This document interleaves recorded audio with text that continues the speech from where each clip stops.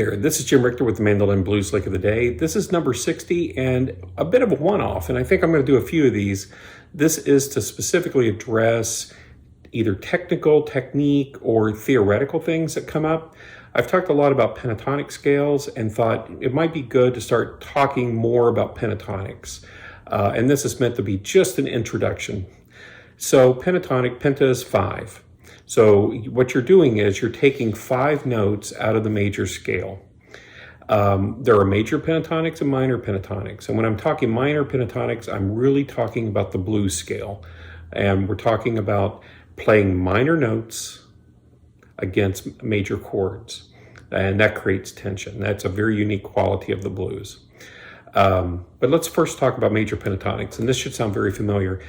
Every singing song, not every, but a lot of singing songs in bluegrass, roots music, country, folk are based upon the pentatonic scale. When people solo, if you listen to Monroe solo over a singing song, you're going to hear lots of major pentatonic or working out of chord shapes. One of those two. He's not doing these fluid runs up and down the major scale and lime rock types of variations. It is very much blues-based, a very much roots-based approach to playing that is really looking at the pentatonic scale, which if you look at the musical literature, the pentatonic scale is one of the earliest scales in Western music. Don Julian, who gives a really excellent seminar on pentatonics, talks a lot about that and brings in some stuff that Bobby McFerrin did in a TED Talk and the like. But it's really the cornerstone. So understanding this is pretty pivotal to sounding convincing, to being convincing in roots contexts. And it is the core and crux of what I do. I live in pentatonics. So let's talk about G. So the diatonic scale is this. And if you've not played the diatonic scale, you ought to know it. That is something that you should be familiar with. That's a very basic one for the mandolin. The major pentatonic, what it does is it removes 2 notes. It removes the 7th and it removes the 4th. So you end up with this. You end up with G, the 2nd, which is A, the 3rd, which is B. You end up with the open D, which is your 5th, E, G. E's your 6th, and that's your high unison. So this is the diatonic. This is the pentatonic. So if I were to play all the G major pentatonics in first position across all 4 strings, you would have this.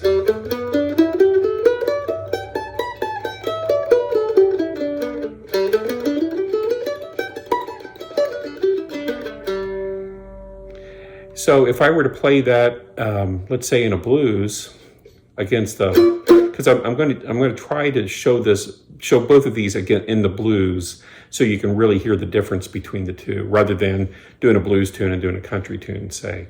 So if I'm doing this, and I want to put major pentatonic over it,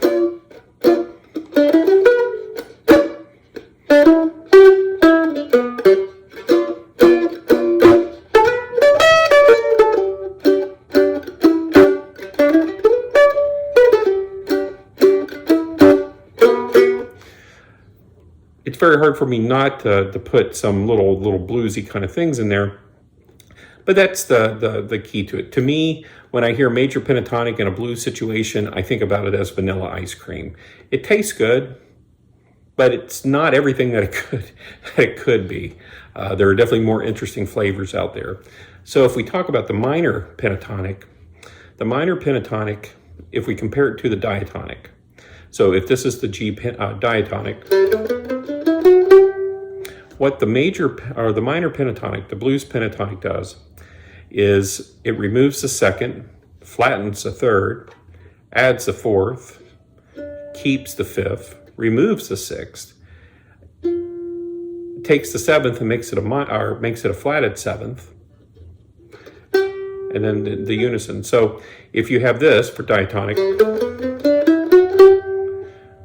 the minor pentatonic, what I call the blues pentatonic, is this.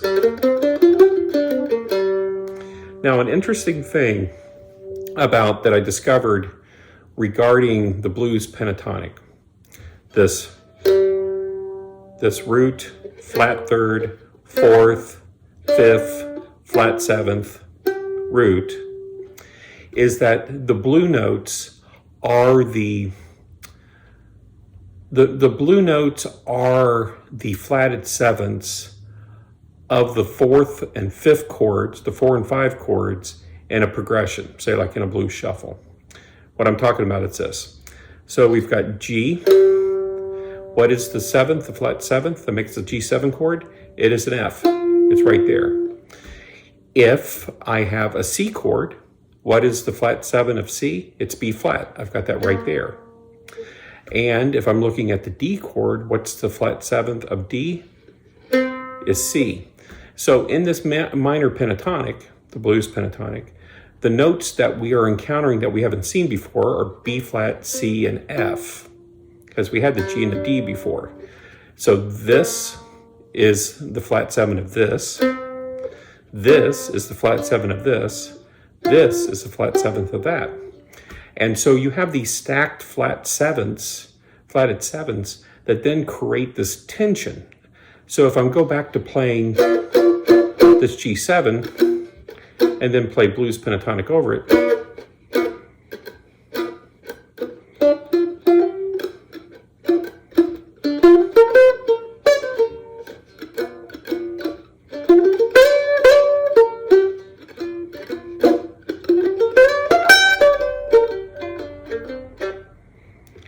so that's a lot different than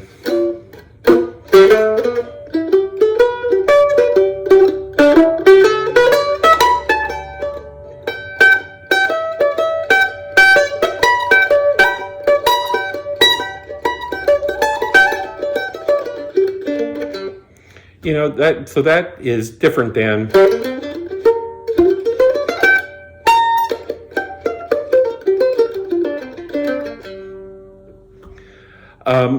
what I will do in future ones in these small little workshops is really talk about box patterns.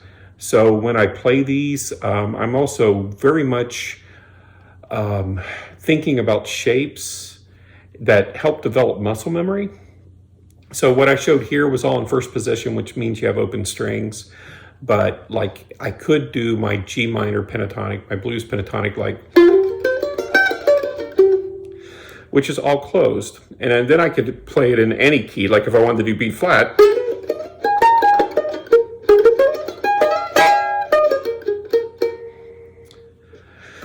So we'll end it there for today. So major pentatonic, minor pentatonic, how they are formed, how they sound different within a blues. I've tried to keep from sharing a lot today. I've tried to keep it as basic and minimal as possible. So if you have questions, email me. And like I said, I will do future seminars like this that are more technically related than lick related. And hopefully what that will do is help you understand more of what goes on in the songs that I teach. So tablature is available at patreon.com/Jim Richter. You can learn more about me at jimrichter.com. And thanks so much.